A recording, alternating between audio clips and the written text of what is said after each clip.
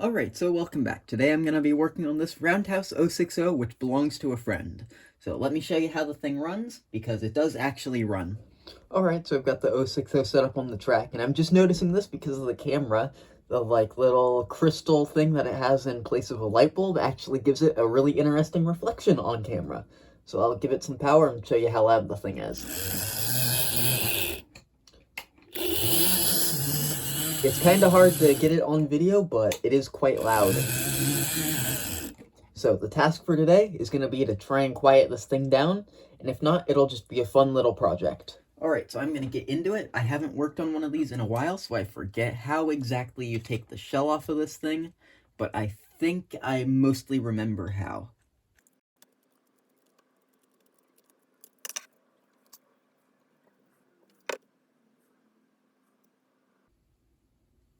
Okay, so in here, it's actually a lot cleaner than I was expecting it to be, quite honestly. I thought it was going to be quite a bit of a mess. That commutator honestly looks pretty clean. So I'm probably just going to leave that alone, and I'm just going to, get to work on this thing. I'll open up the bottom plate, but for now I'll just clean out in here a bit.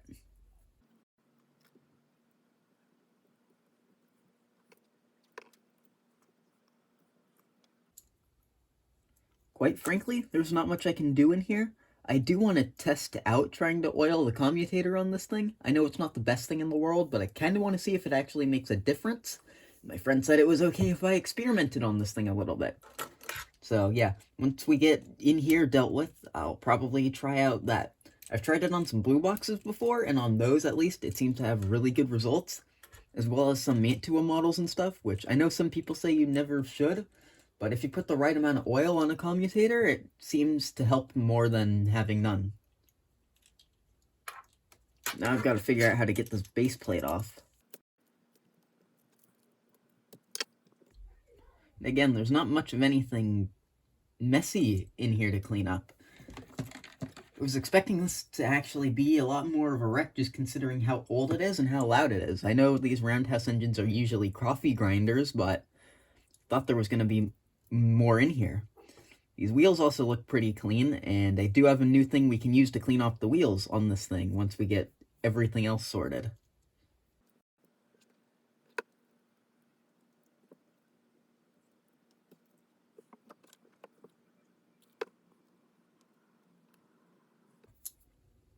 Quite honestly, I think this is probably one of the cleanest models I've ever worked on. There isn't much in here that needed any cleaning, and I think I'm just about done cleaning out this gearbox. That was a lot easier than expected for once.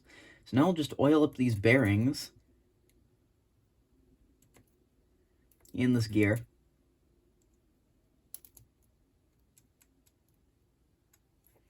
I think I can put this plate back on. You know what? Might be a good idea of me to clean that.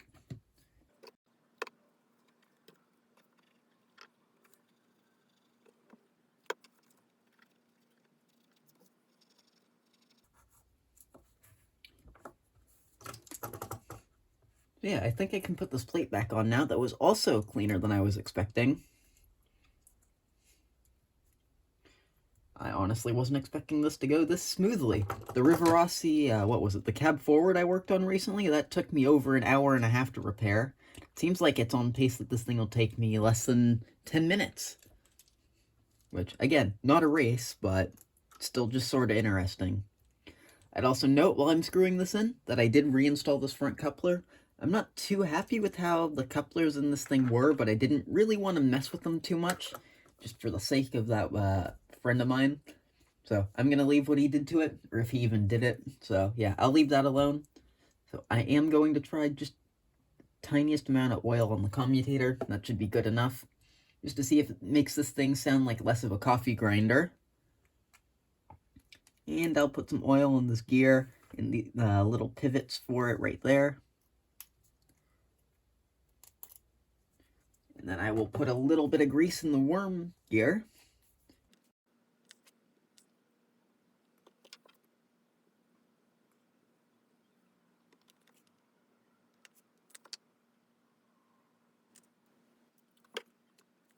And I think I can just close this thing up and put the one screw back into place, but first I'm just gonna wash my hands off a little bit just to make sure I don't get any oil on the shell.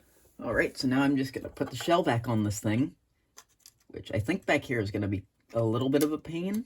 Never mind, that was quite simple. Then screw this back in.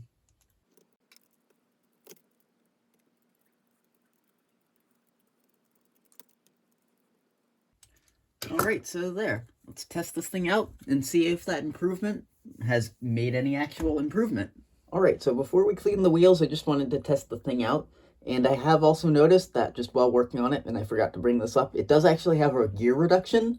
I've noticed this in a lot of Roundhouse engines, and I'm honestly not that big of a fan of it because it just means the motor's spinning faster and louder. But hey, we'll see if this work made any difference. This is about the same setting we tested it on last time.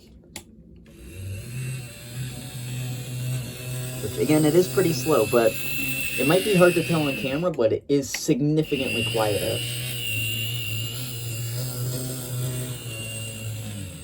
So I think my friend will be quite happy with that. And just to round it out, we will use a new tool that I got recently to clean the wheels off of this thing. Alright, so this is my new tool that I was talking about. This is a tidy track. It was on the free table of the club I'm part of, and I thought it would be quite a useful thing to at least test out and have some fun with. So this will be my first time using it in a video because a lot of the other stuff I've worked on has been too large for it. It'll be a little difficult to see, but to my spare controller, I've got the alligator clips hooked up to the wires just that I have hooked off of that. And I have the engine set up like this so it doesn't move back and forth very much, and I can just give it some power and clean the wheels as it is. So I will give it some power.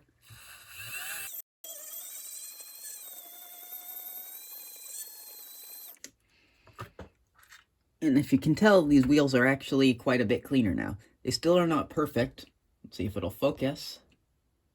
Yeah, there we go. They still are not perfect. You can see they've still got some dirt and stuff on them, but it is quite a bit better than it was before. So it probably won't make any difference, but let's just test this thing out one more time, and then I will come back and close out the video. Alright, so I'll test the thing out again, and I know it won't really make any difference, but just to show that the wheel cleaning didn't harm it in any way.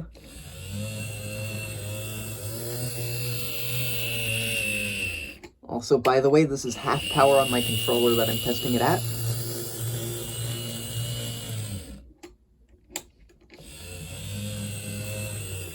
So yeah, I'll go back to my desk and then we will close out the video. Alright, so before we close this out, I just want to give a few words of advice. A video like this, which it wasn't my original intent, but it turned into a good lesson. A lot of models aren't all that difficult to fix up. Like this, as you saw, just had to take a few things apart, give it some fresh oil and stuff, and it was running much better than it was before. Took about 10 minutes of my time, but there are a lot more difficult models, which, again, if you really want to work on something and you have something that's just a little bit noisy and works, it's a really good thing to practice on, especially if you don't have that much care about it. So this I do have to care about for a friend of mine, but if you were someone new, something like this would be a great thing to start working on stuff with. So with that, thanks for watching, and if you really do want to, I'd suggest be careful, but do try working on your own models.